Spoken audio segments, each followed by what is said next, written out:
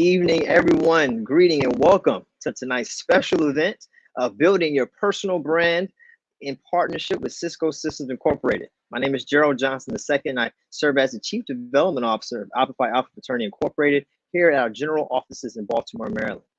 We're excited for tonight's event, and I'm excited to bring and actually have the esteemed pleasure of welcoming Ms. Alita Howell, who serves as the Global INC Recruiting and Business Strategy Lead for Cisco, who will kick off tonight's event. Alita, how are you this evening? I am very well, Gerald. Thank you so much for the introduction, and thank you for hosting us and partnering with us on this event tonight. Absolutely, absolutely. We look forward to the presentation. Absolutely. All right. Me to take it from here. So, hi, everyone. Thank you so much for joining us tonight. Tonight's session is dedicated to a conversation around personal branding. And so I'm going to start out by sharing a slide deck with you. And I'll start out by sharing some content around personal branding, some thoughts, some recommendations, and some thoughts and concepts around personal branding. And then we're going to end with a panel discussion. I have two of my colleagues that are also joining me from Cisco. Brother Fred Miller, who's a service delivery manager here at Cisco, and Darren Mallard, who is a senior manager for marketing strategy and business development. And so as we think about personal branding or building your personal brand, I always like to think about personal branding as the journey of you. My grandmother used to say, the one thing that you have that no one can take from you is your name. And so as you think about your personal brand, obviously it's your name, it's your, reputation, it's all those things that make you you. But it's also about your character. And one of the things that's wonderful about as you think about your personal brand is that we have the ability to shape our personal brand and what others think about us, how others perceive us. The fact that you are members of Alpha Phi Alpha, you have actually joined and become affiliated with a very strong, brand that has a very strong legacy for past members, current members, and certainly future members.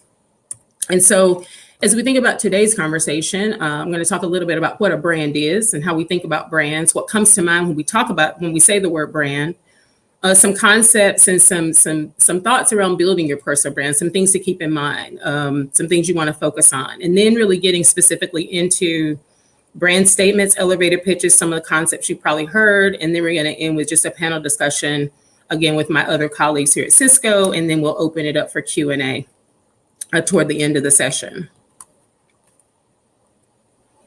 And so as you think about, branding, or as I think about branding, this quote really came from Jeff Bezos at Amazon, the founder of Amazon. And he's famously quoted as saying, your brand is what people say about you when you're not in the room.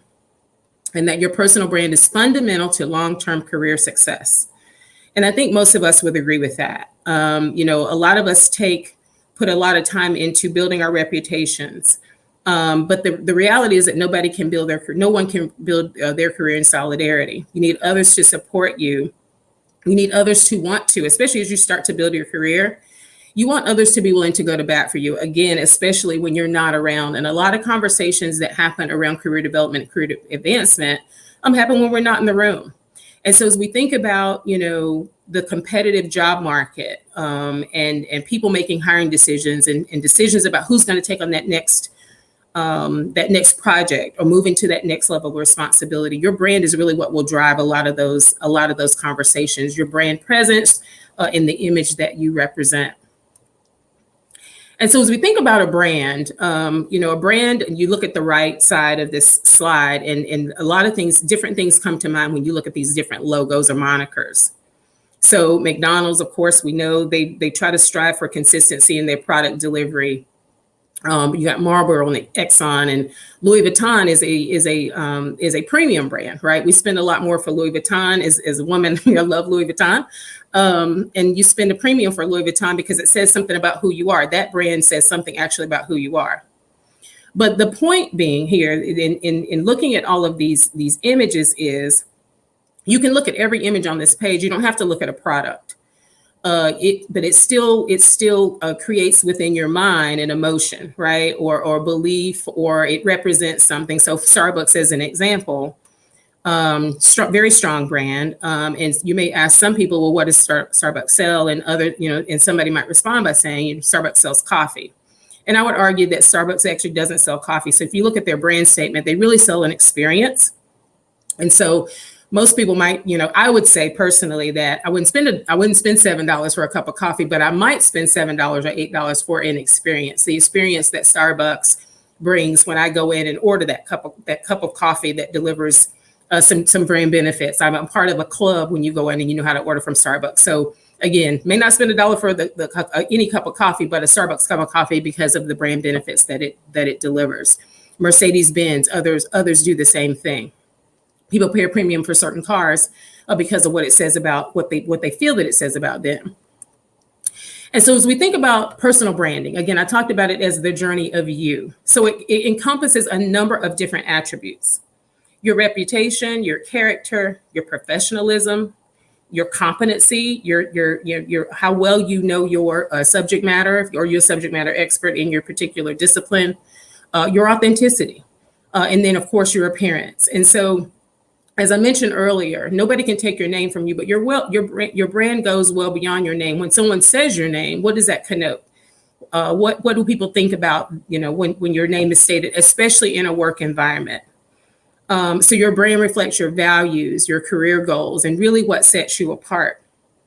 As we think about our brand in this environment in particular, and many of us and those of us at Cisco have been working in a virtual environment for the past year and a half, and now we're evolving to this hybrid work environment where many of us won't necessarily go back to an office. So it's even that much more important as you think about building your brand, to maybe you have to shift your strategy a little bit, really, because you don't have the opportunity oftentimes to be face-to-face with people like you used to be. So you still have to, you may have to show up differently when you're showing up on a WebEx or on a Zoom call or whatever technology you're using.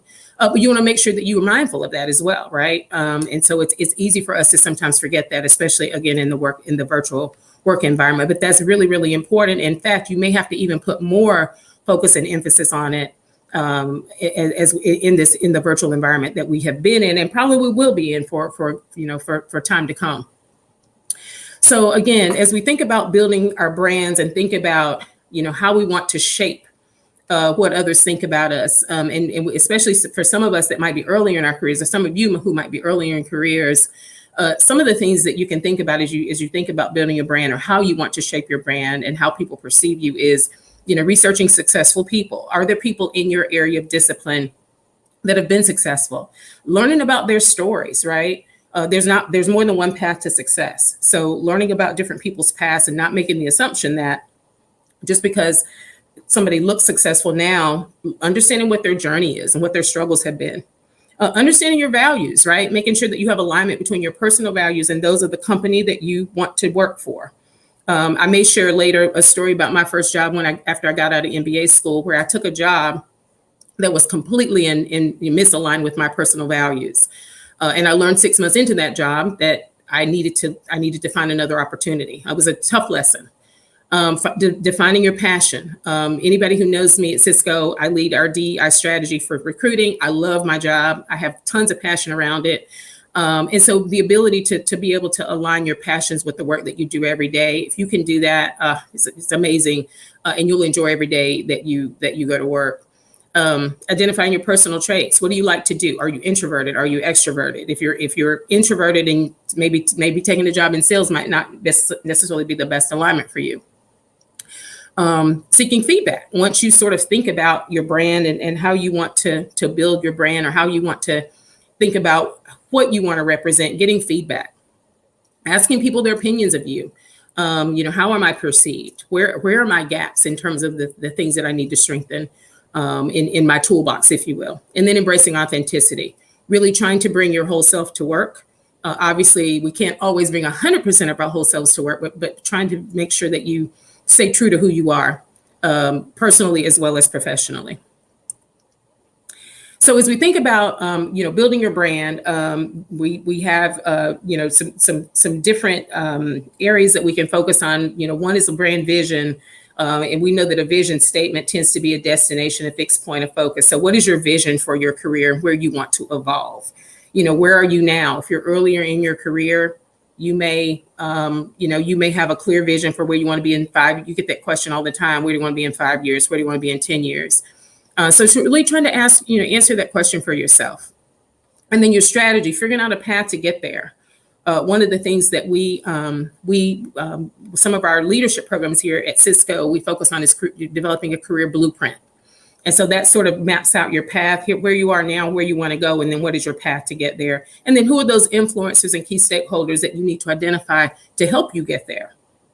And so as you think about a brand statement, that really just summarizes what makes you unique. It's really just that sentence or two that says, here's who I am, here's what I stand for, here's the value that I'm bringing to the organization with which I'm associated or with which I work.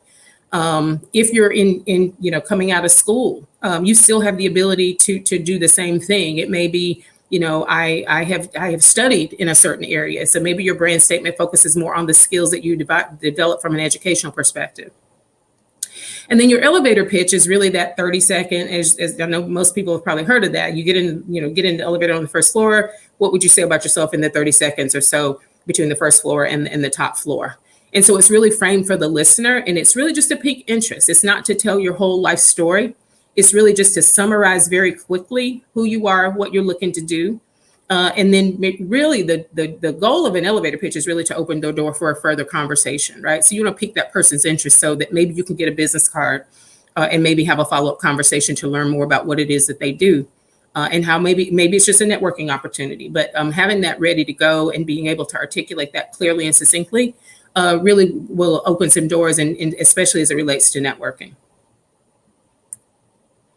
So I have some frameworks for some brand statements. I won't spend a lot of time going through this. We can share this, but basically, as you think about the brand statement, if you decide to go down the path or the exercise of creating a brand statement, this is a framework that we've created that I've used.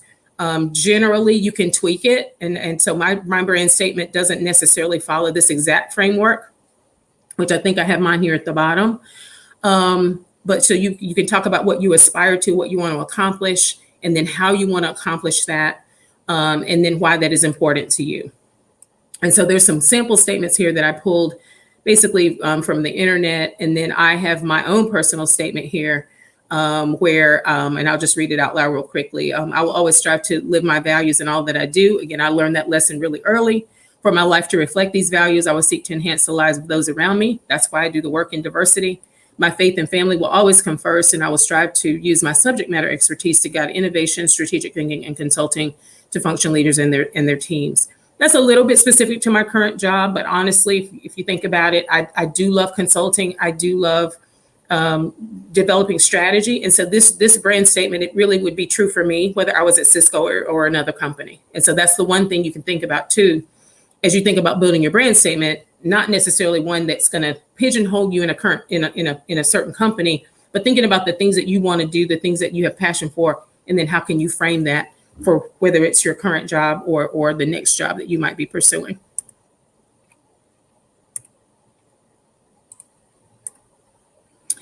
And so then I mentioned the elevator pitch. Here's some sample templates for that as well. So I start with one that might be more aligned with somebody that might be in college. Talk about of course, your name, where you're in school, what degree you're pursuing, some of your experience. Could be experience in a job that a lot of college students have in retail or in whatever the area might be. The thing you have to think about here is where you have transferable skills. So if you've worked at, let's say enterprise rental car, and that's a sales type job, maybe you can talk about here's the experience I have, and here's how that can lend itself to any organization in these particular areas. Again, some sample examples there of elevator pitches that I, again, pulled from the internet. And then as you think about places where you can use these elevator pitches, you always get the question in an interview, tell me about yourself. Sometimes you might run into somebody at a football game or at a coffee shop, and they may just say, tell me about yourself. So you want to be able to succinctly, again, develop that and be able to state that very quickly without sort of rambling. I think the more you can be focused on it and be purposeful about what it is you want to say, the more succinctly you'll be able to just to deliver that pitch or that just deliver that to the person and really let that lead into a follow-up conversation, hopefully. But career fairs, networking opportunities, networking events. And again, that tell me about yourself question is the one thing that I would, that this elevator pitch approach could really be used for. I've had interviews before where I've asked people to tell me about themselves, and they would in return answer that by saying, well, what do you want to know? And then in turn, I would really almost want to say, well, what do you want me to know, right? So it's really good to be prepared for that, and thinking through that in terms of what you want to say and what you want to convey about yourself is really key to this. And so then putting your work into action. So we talked about the brand statement, we talked about the elevator pitch. So I would just recommend, really trying to, you may start just typing some things on a Word doc, and it may be really, really long. And then you continue to just sort of narrow it down and get words, minimize words, and just try to get it as succinctly as you can. And then I would say, don't try to memorize it word for word. Focus on the key points you want to convey. It doesn't have to be perfect, because again, the person that you're talking to doesn't know whether it's perfect or not. Make it sound conversational. Don't make it sound scripted.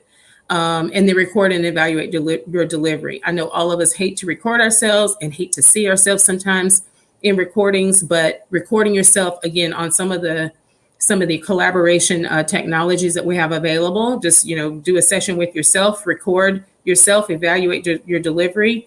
And then I would suggest that you practice in front of other people, whether it's a professor or a spouse or a family member or whoever it might be, some folks at work, to just ensure that you're delivering the way you want to deliver, or that there may not be things that you're not even aware of that you're doing as you talk and as you deliver that you want to, maybe you don't want to do. So, but sometimes we don't know about those things until we actually record and see ourselves on camera. And so that is what I wanted to share about personal branding. I hope I gave you some tips and tricks and some things to think about, just to as you think about how you want to shape and build your brand on your brand or your journey of you. And so now I'm going to introduce my two colleagues, Brother Fred Miller. Again, he is a services delivery manager here at Cisco, and Darren Mallard, who is a senior manager for marketing strategy and business development. And so I'm going to now take the slide deck down, and so we can see each other. And we're just going to have some conversations around branding.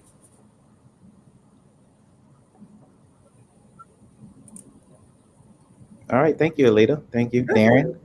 Are you there? You ready to have this discussion? Most definitely, Fred. Looking forward to it. Great. So I'm gonna start. I wrote my brand statement. It's a little different than what I traditionally do. So in the spirit of what was being presented, my name is Fred Miller. I'm a service delivery manager in the service provider space for AT&T. My experience includes quality assurance testing, project and program management, and then I've been doing a stint in diversity and inclusion. I'm known as the connector. That's my brand is I am the connector. And you may say, well, how did you land on that? And for me, I leverage the power of connection to change the world one person at a time, whether it's leadership development or helping individuals to solve a business problem. And when I think of a brand, the brand is really the intersection point of the anticipated experience and the actual experience. And Alita alluded to Target, Starbucks. When we see those brands, we have an anticipated experience when we interact with that brand. And what we're hoping is the actual experience is the same. And if it is the same, that gives credibility to your brand. So your brand begins to grow because you have other individuals that say, hey, I spoke with Fred. I was told this about Fred. And when I met with Fred, this is what happened. The other thing that Alita alluded to was your brand is really about what is being said about you when you're not in the room. And if you've been in corporate America, you're not going to elevate in your career if you do not have sponsorship. And sponsorship is, if we're just going to be just transparent on this call, the sponsorship is about those individuals that are in the room, traditionally non-African American Black men, if you just want to be honest, non-African American Black men speaking on your behalf. And for them to speak on your behalf, they really need to know what your brand is. And creating or structuring your brand is essential into your career development. So, Darren, do you have anything you want to add around that, or your experience with, how you created your brand? Yeah, so I mean, you're dead on, Fred. Your brand is really about how your name carries itself when you're nowhere to be found. Alita mentioned the fact that, no one can ever take your name away from you. And that's true. The things that people associate with your name and ultimately with you are going to be the things that either make you successful or not. And so you really have to take care of that, right? You have to have pride about it. You have to cultivate it. So, for me, my brand has been built over a period of years. As Fred mentioned, my name is Darren Mallard. As Alita said, I lead marketing strategy for Cisco's global logistics organization. And, interestingly enough, my career didn't start off in marketing, right? I started my career as a CPA and spent some time working in public accounting, spent some time as a senior analyst, did some work in investor relations, working with folks on Wall Street and helping communicate value. And then that led to a role working in sales operations, which ultimately led to roles in technical marketing, product marketing, and now marketing strategy.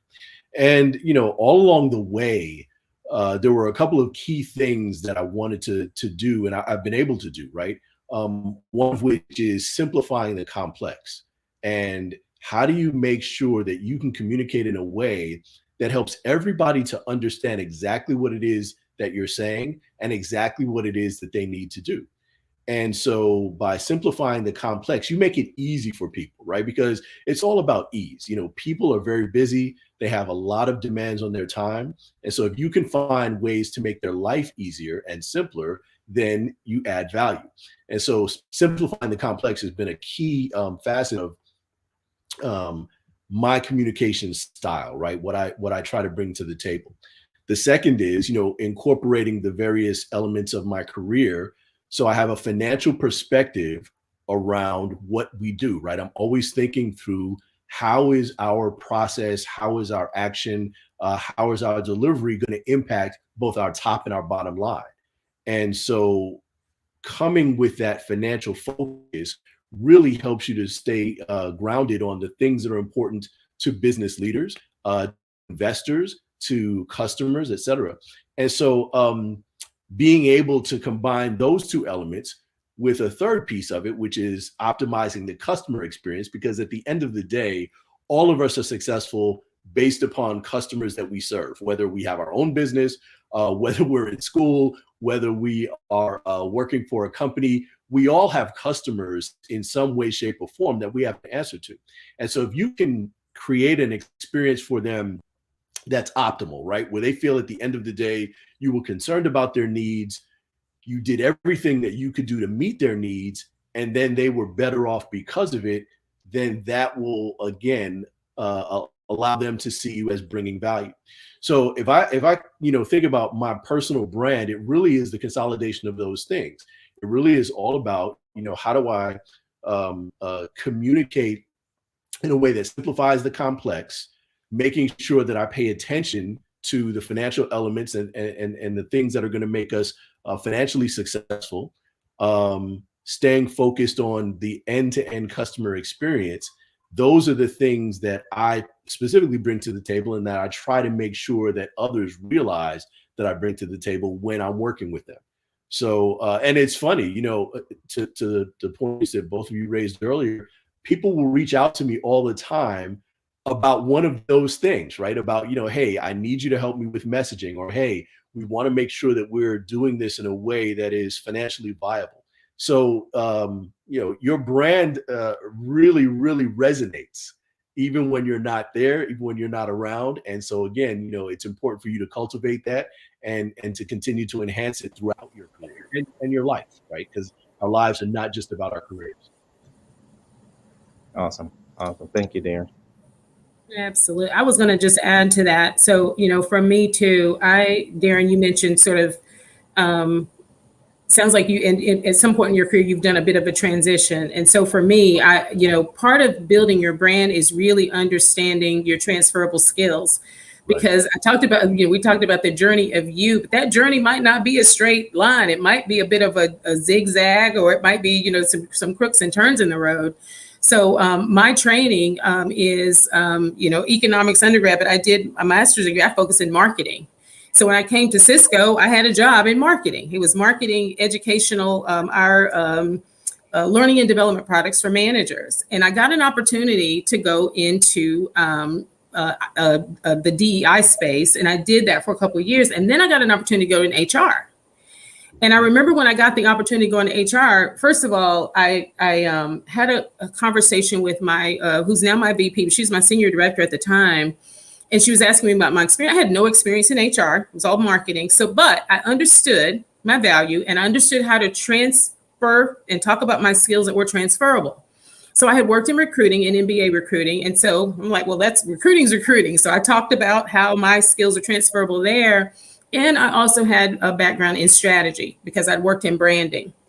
And so I think when you have an opportunity, understanding how to translate your skills from one area to another can open amazing doors. Now, in addition to that, though, you also have to have credibility, because people have to have enough belief in you that you can take something that was 50% of the way there and expand that to 100% of the way there, if that makes sense. Like, of the 10 skills I need, Darren or Fred has 5 of them, but I trust them because they're going to work hard and they're going to fill the gaps that they don't have. And that's really where your brand comes in, because oftentimes a leader will come to somebody who has 5 of the skills, but they know that person will commit to get the other 10 versus hiring somebody who might have everything day one. And that's a great point and a great perspective, Alita, because part of success, right, and a key part of success is understanding, you know what, I have these 5 skills.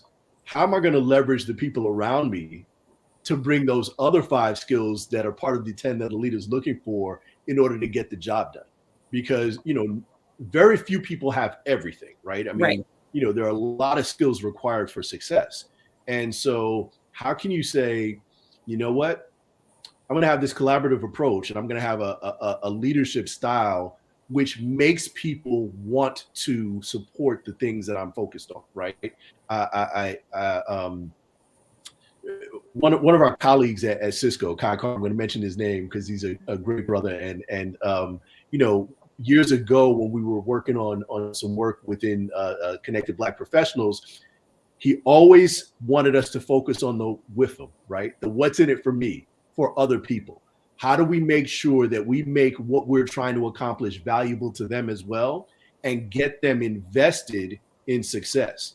And so by doing that, that's how you can bring those other skills to the table that you may not have. Because again, to Alita's point, she just wants the job done. She doesn't care so much how you get it done, as long as it's done well, done effectively, and done with excellence. And so if you can leverage other people to make this thing happen, then that's even better, right? So that collaborative style, that collaborative approach, which gets people engaged and invested in the success, is really, really important. Yeah, thanks for sharing, Darren. Quick reminder, if the audience has questions, please post them in chat. We will have a Q&A session toward the end. What I would like to do, Darren, we have seasoned professionals, and then we have our young professionals, Darren and Alita. So, it took me a minute to figure out who I was, right? And, I probably didn't figure it out until maybe a year or two ago. And, I'm a self-proclaimed millennial or Generation Z guy, so I'm only about 30, 35. But, what I kind of want to tee up is the conversation of, what if I don't know what my brand is or what my strengths are? And, one of the things that I did was, I took a series of assessments to really just, figure out, what did the assessments tell me? And then through those assessments, I look for commonality. So some of the assessments that I took was like, strength finders or, Myers-Briggs or a DISC assessment to see how those things align. Can you share, Alita or Darren, your experience with assessments, and then, or how did you come to what your brand was? What, was it just trial and error? Was it assignments that you made? Can you just kind of share your experiences? Darren, you want to go? Since I just Sure. And that's a great point you raised, Fred, because when we're young, we're idealistic, and we are still learning about the world and still learning about ourselves. And so it definitely takes time to figure out what it is that I want to do, how it is that I bring value, and ultimately how I'm going to take those two things, combine those two things in order to achieve success. And so I'll give you an interesting example. So when I was in finance and I was working in investor relations and spending time with a number of our executives, one of the interesting things, this was with a company before Cisco. One of the interesting things was we had a small investor relations shop. So it was the vice president, myself, and our admin support. And so I was managing the processes and the relationships. And I wanted to move up, right? I wanted to continue to progress my career.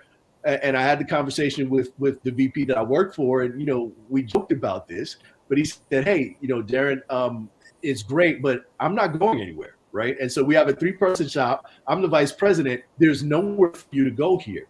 But he also connected me with people in HR who did one of these assessments and found out where my skill sets were best focused. I also was fortunate in that I had done some work with our VP of strategy and spent some time supporting him on some efforts. So I did two things. One, I took the results of those assessments. I talked to our strategy VP and said, "Hey, you know what? Here are some positions that are interesting based upon what my skill sets are. What do you think?" And he said, "I think that you would be good at this, and I'm going to connect you with," back then it was the gentleman who ran our worldwide sales organization. "I'm going to make this connection, and you should just have a talk with him." We had that conversation, and that began my transition out of the finance space and more into sales and marketing, because he was running global sales. He needed somebody to come in and run sales operations for him. And so, this was the genesis of that evolution. But to your point, Fred, it happened because I took this assessment. It identified some critical skills that I possessed, and it gave me some direction for things that I would be a natural fit for, where my skills were aligned, as I was transitioning kind of out of finance into a new role, right? And so it's a combination of take those assessments, but also leverage mentors and sponsors to help you to hone your skills and take those strengths and move them in a direction which is going to lead to your next opportunity. And so I would just add to that. Really looking for opportunities to, if you're talking about folks that are earlier, brothers that are earlier in their career, I would say using opportunities, whether they're internships or even early in career opportunities, to maybe confirm what you want to do, but sometimes to confirm what you don't want to do. So I mentioned that my first job out of business school, ended up, this is nothing negative upon anybody, but for me, it was misalignment. I went to work in the tobacco industry. And at the time, my father had been a smoker all his life, and I didn't have an issue with it. So, but once I got inside the company, it's a different experience. And so I joined in June, and about 6 months in, I realized this is not for me. It wasn't aligned with my values. I saw a lot of things inside the company, again, different from being outside of the company. So, but I tried to assess what I took from that experience in terms of I learned a lot about marketing, I learned a lot about branding. And I tried to determine how I could then repackage those skills. So I did take some things from it, but I also learned very early on, it wasn't so much that I didn't want to do marketing, but the importance of making sure that I had an alignment between my own personal values and the company that I work for. And I thought I saw a post from Brother Jason Smith that just asked a question about that. To me, that is of the utmost importance. And so one of the things that I love about working for Cisco, not that we are a perfect company by any stretch, but if I look at the work that we do, and I look at the good that we do in our local community and in our global community, I can be proud of that work. And I think sometimes we can talk ourselves into opportunities or taking roles, or, this is going to be okay. And sometimes you realize that, those, when your gut tells you that's not what you want to, that's not a position that you want to move toward, listen to it. And sometimes sometimes we have to go through those hard lessons. But I think whether it's an opportunity that turns out well or whether it's one that doesn't turn out so well, determining what we can learn from it and how we can use that to shape the next opportunity, and what we learn about ourselves and I think that has that we can also use that to inform our brand. Definitely. Oh, and one more thing, I just thought, because I looked at Fred and I remembered something you said, Fred. You talked about stretch assignments. So one of the opportunities that we also have at Cisco is stretch assignments. So any of you that are with companies that allow for you to do a stretch assignment. So a stretch assignment is when you do, and Fred, I can let you talk about this, but is an opportunity that you might take outside of your area in your function or your regular job, where you can go put your toe in the water in another area. So if I'm in HR, and then maybe I'm interested in, hey, I'd love to learn more about strategy. Maybe I can talk to Darren about taking a role for 3 months or, doing some extra assignments in his area to learn if I do want to go into a strategy type role. So if you have opportunities like that, I would also say those give you opportunities to get a little bit more understanding of, again, maybe where your interest is and maybe where your interest isn't.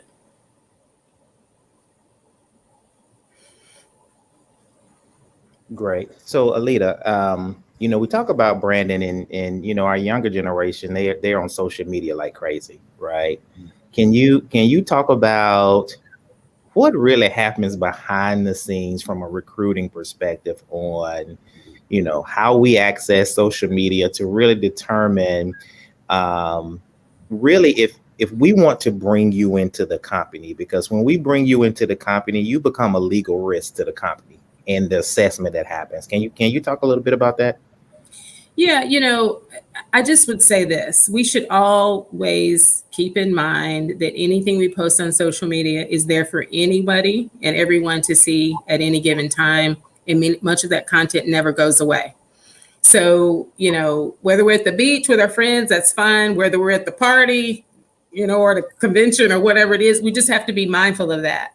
I think sometimes we have to ask ourselves, there may be certain social media platforms that, maybe you just stay away from, if there are, LinkedIn, of course, is more of a professional platform, but then some of the other platforms, if you follow people on Facebook, or I know personally for me, I went on Facebook initially several years ago to stay in contact with a lot of my classmates from high school in my hometown. And I finally I don't go on Facebook anymore just because some of the things that I see just trigger me. I'm just like, you know what? And I don't necessarily respond. I just decide to stay off because that's just, for me, it's just not worth it. So I think sometimes you have to evaluate. I know that, social media, we could have a whole 2-hour conversation about the benefits and then the positives and negatives around social media.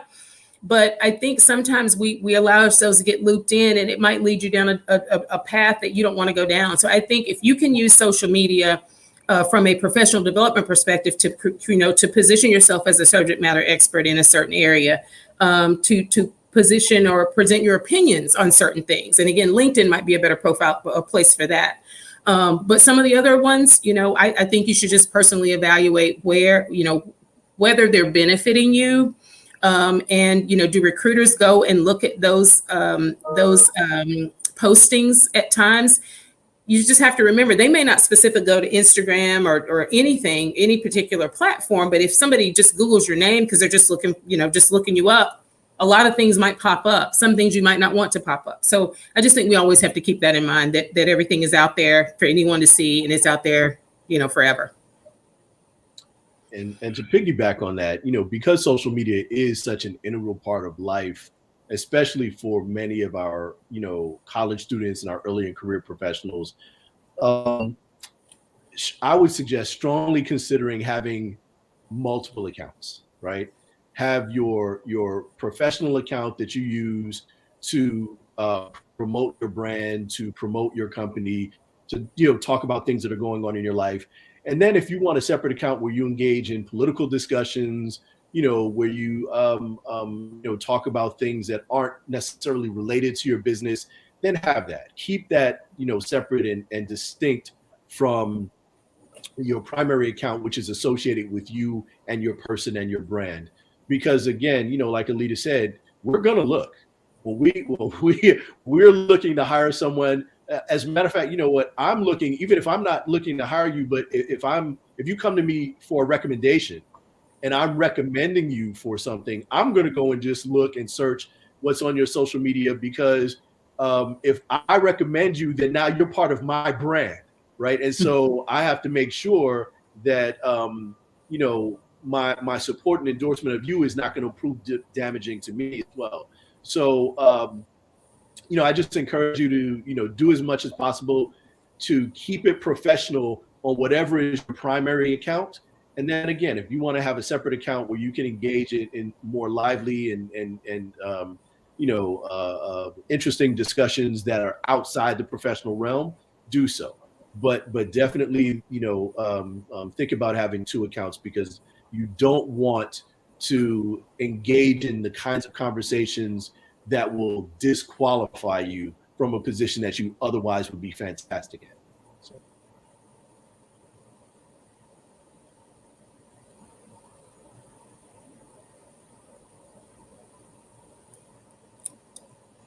Are you trying to look at the questions, Fred? I saw a couple that popped up. Yeah, I think we kind of answered some of them. Okay. So we can kind of do a hybrid discussion question. One of the questions that I saw was, how do you become an individual that someone wants to sponsor? And I think that's a great question. Alita, you alluded to it. It was, you know, you take on stretch assignments on other teams to learn about it. And I'll just tell you, so my core job is service delivery, but that's not my passion. So the last 18 months to 2 years, you know, I wanted to go into diversity, equity, inclusion. So in that, you know, I took on several stretch assignments. Sometimes there were multiple stretch assignments at one time. And somebody say, well, how you get to do all this in, you know, 40 or 50 hours a week? Well, when you're passionate about something, you find the extra time or extra space to grow and learn. So I took on a stretch assignment in the diversity and equity space, which really put me proximate to a lot of VPs, which really helped develop my executive presence skills. Being able to present at that level, being able to take something like diversity and explain it at the executive level and help them make decisions differently and being more inclusive. So stretch assignments is kind of the number one way. The second way is the way you find those sponsors is you make their life easier. If you have a solution or a plan or some ideas or some value that you can add that can take a couple of hours out of their week, that can reduce their bottom line, that can make things more efficient, they're going to find that value in you, and they're going to want to sponsor you and learn more about you. And then, you know, look for speaking opportunities to talk about some type of project or program that you did. Find, you know, in Cisco, we have what we call all hands meetings every quarter. Find a way to become a speaker on the all hands meeting so you can get in front of a lot of individuals. So that the VP's event that you're speaking at may not wind up being your sponsor, but if you are on an event that he's hosting, someone else may say, hey, Fred said something that my organization could use. And then they'll reach out to you. And then what happens is the ball just starts snowballing and running. You start meeting other people and your network begins to grow. And then all of a sudden now you have people that's speaking for you in a room where you're not. You have people that have experienced your brand, and that is what's just going to propel you in your career. Yeah. I would just add to that the way, you know, most, and I think Darren alluded to this earlier, most of the sponsors, or Fred, most of the sponsors of the folks who will sponsor, I'm going to say the collective us on this call, won't look like us, and they'll be white males, right? And so to your point, I think that for me, leaning in and leaning in a number of different ways, leaning into new projects. And Darren mentioned this earlier, whether I felt like I had all the skills or not to complete the project, my leadership knows that I'm smart enough to know that I will fill the gaps where I don't have the expertise, because I'm not afraid to ask for help. And so I will fill in where I can, and I will get assistance on those areas where maybe I'm where I have gaps, but the work will get done. And then the other thing I would say is leaning into your areas of discomfort. Fred just talked about public speaking. So I went to the Executive Leadership Council conference a couple years ago, and there's one of the keynotes said, she got up on stage and she said, I'm up here speaking, and this is something I absolutely hate to do. She said, and that's why I'm up here doing it. And I was like, just one of the most profound statements. And it just struck me. I'm like, right, that's the same thing for me. Didn't like public speaking. Therefore, I'm leaning into public speaking just as heavily as I can. For the past couple of years, when I've been asked to speak, I've been on national panels. I've done a session with diversity women. A couple months ago, I'm doing another session with diversity women. If you'd asked me that 3 years ago to do those sessions, I'm like, no, get someone else. But then, I was talking to one of my leaders, and and my VP recommended me for the first session, and I thought, wow, she thinks enough of me to recommend me for this session. I need to do this. And I think sometimes someone will ask us to do something like that, public speaking, we're uncomfortable. And so somebody will respond, well, why me? And the question I ask back is, why not you? Right? We're just as capable as anyone else to do it. Right. But that's the way you get visibility. And when you speak in front of a group and you knock it out of the park and you nail it, a leader's going to look at you and go, you know what? I want that person on my team. Or if I have to vouch for that person, I at least have a proof point, something to speak on their behalf about. They nailed that presentation or they nailed that talk, and I'm going to get them to do the next thing. And that is so, so important, right? That the visibility is key because, I just use Cisco as an example, right? We're a company of 70,000 plus employees. Standing out is not easy, right? I mean, there are so many people there, and our employee base is extremely bright, right? I mean, we have talent that is world renowned and highly skilled in their chosen profession. So standing out is not something that just, happens automatically. And so, part of it, to piggyback on some what Fred shared earlier, some of the stretch assignments don't even have to be formal, right? Sometimes it's how do you go out of your way to help someone else accomplish something? And if you can figure out a way to make their life easier, then they recognize the value that you bring to the table.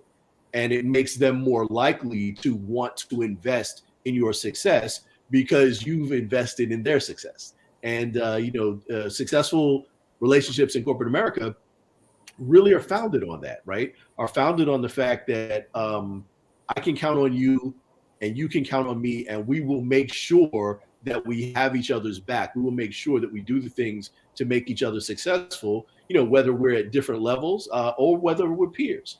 So, going out of your way when you have a skill set that can be helpful and going out of your way to leverage that skill set to make someone else's life easier will make you more likely to be seen by sponsors and make them more likely to want to sponsor you.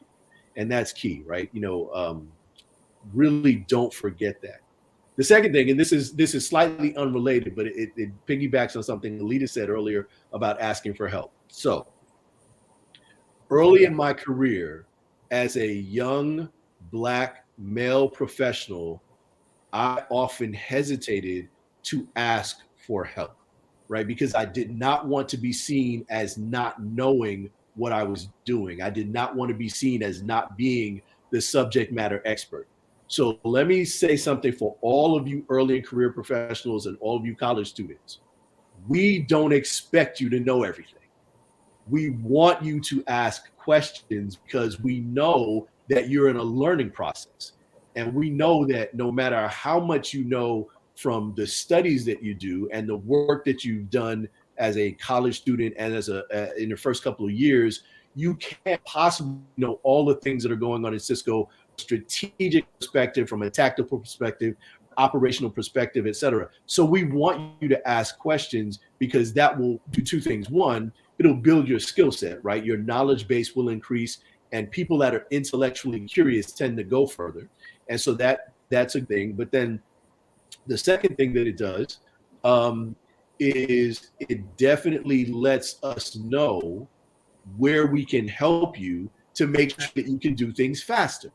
And so, it's a lot easier for me to give you direction on the front end and help you avoid mistakes than to have to help you clean it up on the back end.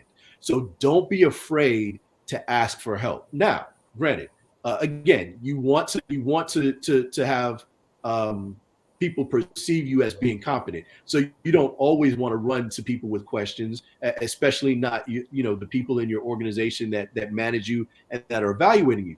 So you spread it out, right? You don't go to the same person all the time with questions. You go to different people in your organization. You reach out and you make connections outside of your organization and talk to them and get your questions answered that way as well. There are so many groups and teams and collaboration organizations within Cisco that you can become part of to be able to talk to people and get answers that you need. And so I strongly encourage you to invest the time to ask questions, to learn as much as possible early on, because that's the time when we want to help you. We want to see that you're seeking that knowledge. Once you start to progress in your career, we do expect that you know a lot more, right? But early on, ask away. Do not hesitate, because you'll go farther faster the more you ask and the more you take the time to make sure you do it right the first time. So. Thank you, brother Darren. I call you brother in a different sense, but you my brother at Cisco. You've been very insightful. Kind of want to pivot to some of the questions. Donna Warren asked, he says he's in the K-12 public education field as a deputy superintendent, aspiring to be a superintendent. How important is social media in building a personal brand, and best advice to leverage? And I'm gonna start. I definitely would like you to get your guys' input. I think if you're a deputy superintendent and you're trying to become superintendent, I think you have to be perceived as a thought leader. And what I've found is LinkedIn is that channel to be perceived as a thought leader. Doesn't always have to be your content. It could be content that supports your superintendent role.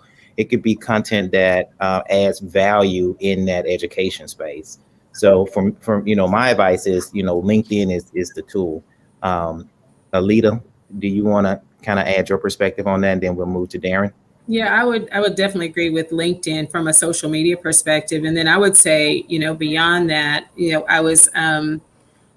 I know we have a leader development program called Next Generation Leaders, and one of the concepts that they share in Next Gen Leaders is the concept of what's called PI, and they talk about how PI changes and evolves throughout your career. So if PI represents, the P represents performance, the I represents image, and the E represents exposure.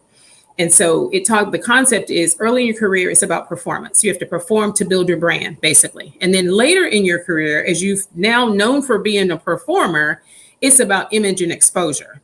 And so where I'm going with that is, I would also say that, it sounds like, I'm sure you have a strong image, but networking, right? People have to know and see you. And sometimes it's just that repetition of, I see this person every time I pop up. They're leaning into new, different assignments. They're, always sort of trying to figure out a way to get things done. But then, networking with different people who have a say in the decision on who's going to be that next, to get you to that next role. Sponsors, we talked about sponsorship. Who in your organizations that are aligned with your organizations, that are people of influence, that can also sponsor you and speak on your behalf. No, that is a great point, Alita. That the network is critical.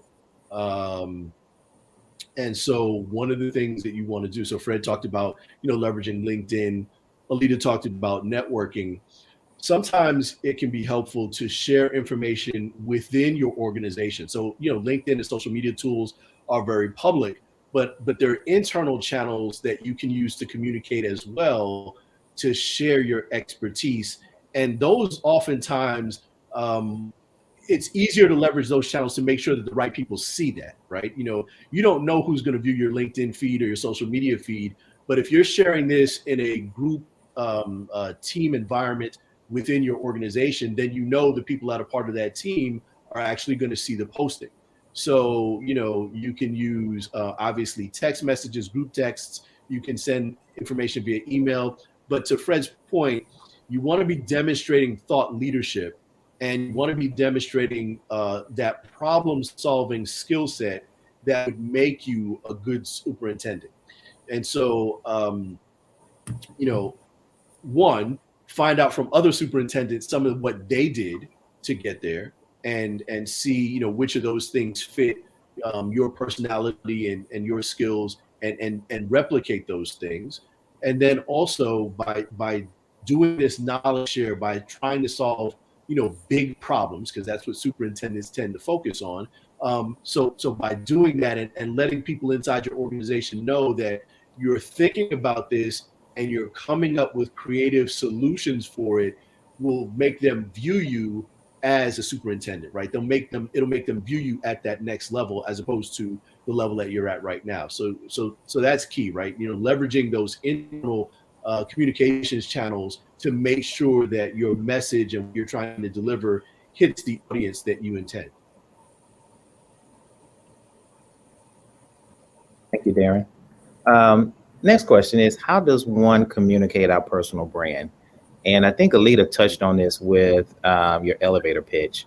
One of the things that I found, and Alita mentioned this next generation leadership class, in that we had to create something that was called a leadership deck or a one pager. And a one pager is really just a full representation of who you are. In our African American Black community, we tend not to share things that we do outside of work. What we're seeing is in the diversity space, the shift is we want to know about your whole self. So not only your job related or career experience, but what are you doing out in the community that's having a great impact? So we've created many one pagers that kind of just puts all of that on one page. Darren or Lita, how else have you seen people communicate their personal brand, or that you communicated your personal brand individually? Yeah. Oh, go ahead, Darren. No, go ahead, Alita. I'll let you go. No, I think that the tool that you just mentioned, and whether you have an actual workshop or, we talked about this next gen leaders, career development, those modules that we have here at Cisco, whether you have that or not, going through the exercise of thinking, we talked about creating a brand statement. What the career blueprint is actually what that one pager that we create is called. And what it does is really forces you to think about, what are my current skills in my current role, and where am I trying to go in 1 year, 2 years, 3 years? It's a hard exercise to go through. So, and actually we can share the template. Probably I can, take my content out and share it, or however we want to do that. But it's a good template for you to force yourself to come up with the brand statement, come up with your skills, that your strengths, where you feel like you have gaps. Who are the key stakeholders in your career who have an impact on whether you or not you move to the next level? And I will tell you, the scariest part of building that, sort of going through those exercises of creating your brand statement and creating a career blueprint, is at some point you're going to need to share it with your leadership. And so I needed to share mine with my VP, and it took me several months, because I thought, what if I share this and I'm completely misaligned? My perception of myself and her perception of me are different. But you need to know that, because so the gaps that I identified, which I had 2 or 3 on there, but the beauty of it was when I shared my career blueprint with her, she completely agreed with everything I had. And we had some conversations about the next level. And it's a way for you to be able to share. Expectations might be too strong a word, but to share what you're thinking your career path is going to be, and making sure that your leader, it's a subtle way actually of sharing what your expectations are in terms of your next level or two. Now, whether it all happens and pans out that way, but at least it allows you to share what those expectations are. So at least you at least plant those seeds in your leader's mind. And I hope that sort of answered the question. But I think there's some tools between the brand statement and maybe developing a blueprint or vision board, or whatever you want to call it, are some tools that you can use to try to at least think through that. So I'll give you an answer that's in a slightly different direction. Wear it. Wear your brand and take it with you everywhere you go. And so what do I mean by that? If your brand is associated with things that you're passionate about, and it should be, because the things that you're passionate about will show forth very clearly in conversations. So when you're in meetings, right? So I'll just talk about myself. When we're in meetings and we're discussing things that are going to affect our business, I'm asking questions about, okay, so tell me how that's going to drive our revenues. Tell me what that's going to do to our bottom line. Wait a second. Let me make sure I understand. Is this going to be something that's profitable if we do it this way? Should we look at something else that would make it more appealing to the customer? How is it going to affect our customer? And is it going to be something that's easy for them to absorb, or is this going to make their life more complicated? And so when we have these conversations and I'm asking these questions, drilling down on what we're trying to do as a team, people know without me showing them, my one pager, which I have, right, and my brand statement, which I have, my value proposition, which I have, but they know these things about me without me ever having shared it with them, because it is part of the personality that I have, because that's the way I think about our business, and the way that I'll express how this comes out. So we were doing succession planning in our organization, and two separate people from completely different sides of our org came to me and said, you know what? One came and said, hey, you know what? He's the person who kind of manages some of our financial issues. And he says, hey, I want to put you down in my succession plan because of all the people, you would be able to take this over and run with it without, much transition. On the other side, the person who's responsible for developing our customer go-to-market programs and the types of new solutions that we bring to them reached out and said, hey, I want to put you down on our succession plan because I think you can come up with creative programs that will benefit our customers going forward, right? Neither of them have seen any of my documentation about my brand, but because of the conversations that we have, because of the ways that I challenge our team, they know these things about me and immediately identified me with the things that are part of what I bring to the table, right? So embrace those things that are your strengths, your natural skill sets, embrace them and wear them proudly, right? Don't shy away from them, but dive right in and make sure that as you engage people, they walk away knowing that specific thing about you. So that will augment anything that you do in terms of having a one pager and other documents, because if your brand is really working, by the time you put that one pager in front of somebody, they're going to be just like a leader's boss. They're going to look and say, oh yeah, that I already know that about you. That's exactly you, Alita. Yep, this is perfect. So that brand will proceed, and when you put down those things on paper, that will simply be confirmation. And I'll just add to that. Now we're at time. I'll just add to that too, that, the job that I have now and the job that I had before this, I literally went to my leader and said, I see a gap. Well, the first job, she said, where do we have gaps? I told her, and then she said, well, do you want to lead that? And I did. And then last year I went to her, she became VP of HR. So I agreed to this plan, this whole proposal for my job. And I went to her and said, not sure if you've thought about what we're going to do in diversity, but here's what I think we need, and I would like to lead it. And I got done with the presentation. And before I went in, 5 minutes before, I'm like, who do I think I am? Going to the VP, telling her what I think we need. But anyway, I went in and I did my presentation and I finished it. And I said, I'd like to lead it. She said, I think you should. And it was done. That's how I have the role that I have. That is because I have a strong brand. So now, it takes a lot of work, takes a lot of consistency, delivering all of that. But having a strong brand, is, it's invaluable. So I just want to add that. Awesome. So we have another question. I'm gonna punt this to you, Alita, since you're in our Join and Connect or talent recruitment. How should a college senior brand himself or herself for corporate life? Yeah, I would say, sort of going back to some of the frameworks that we talked about earlier, I would think about what it is you're looking to do, what career that you'd like to pursue, maybe why you'd like to pursue it, how have you equipped or how have you equipped yourself to pursue that career? How have you educated yourself to pursue that career? What courses have you taken? What extra courses have you taken? And then be prepared to talk about how you can add value to an organization with that. How you have, and it's not just about the educational elements and the courses that you've taken, but it's really about your ability to your potential, your willingness to learn, your willingness to learn new things, your grit, right? A lot of companies are starting to think about how we move more towards skills-based hiring, basically not putting as much emphasis on degrees, right?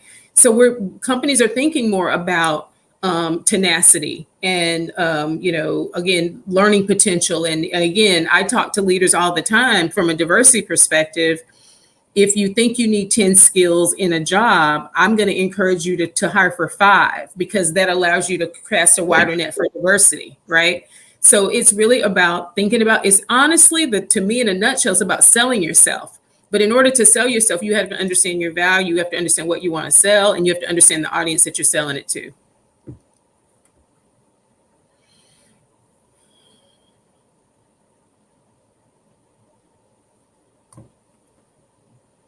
All right, great. I think we answered all the questions. So if there are any parting comments from you, Alita or Darren, we'll go for those, and then we'll turn it over to Gerald to close out the session.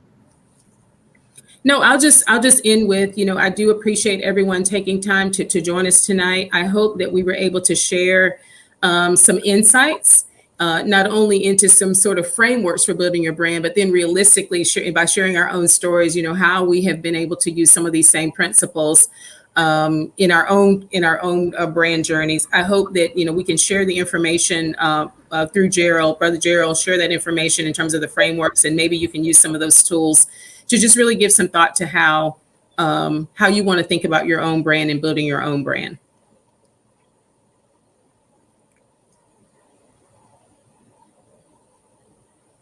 And I think we may have lost Fred and Darren.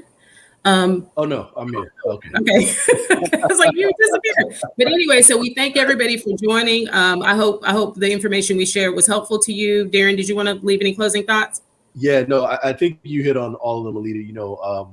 We're really appreciative of everyone's time. We know that it's late in the evening, and so the fact that you decided to spend some time with us is valuable to us, right? Because we want to make sure that we're doing those things that will benefit you in your career, right? Cisco, one of the things that we're really focused on and our value statement at Cisco is really about powering an inclusive future for all.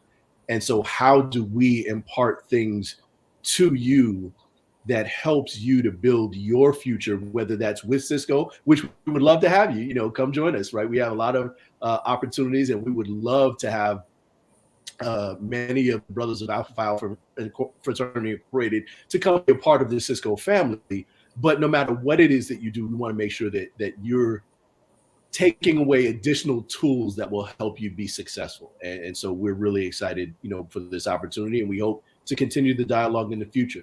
There was one question that we did not get to. Ansara asked a question around suggesting strategies to rebuild your personal brand after it's taken a couple of damaging hits. So we probably don't have time to get into it. Ansara, I encourage you to reach out on LinkedIn to Fred, to Alita, to myself. Pose that question, and we can share some feedback with you, and hopefully help you to kind of get that question answered, because that is a great question and it's a very challenging one, and I want to spend some time with you to help you with that. So.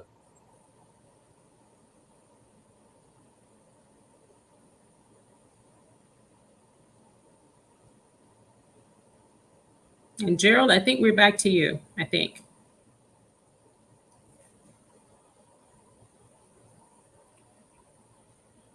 All right, everyone. Thank you all so much for joining us this evening. And as Alita mentioned, I'll be sure to follow up with the brothers with more information, more resources. If you have any questions, please feel free to reach out. Thank you all so much.